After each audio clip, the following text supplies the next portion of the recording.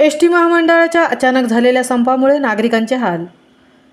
संपूर्ण राज्यामध्ये S T महामंडळाचा आज संप सुरू झाला आहे। त्या अनुषंगाने बऱ्याचशा आगारामध्ये चक्काजाम आंदोलन चालू आहे। याचे पडसाद पोलादपूर एस टी स्थानकावर सुद्धा झाले आहेत।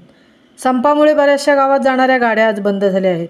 त्यामुळे पोलादपूर तालुक्यातील बऱ्याचशा गावातील नागरिकांना प्रवास करण्यासाठी अडचण भासत आहे।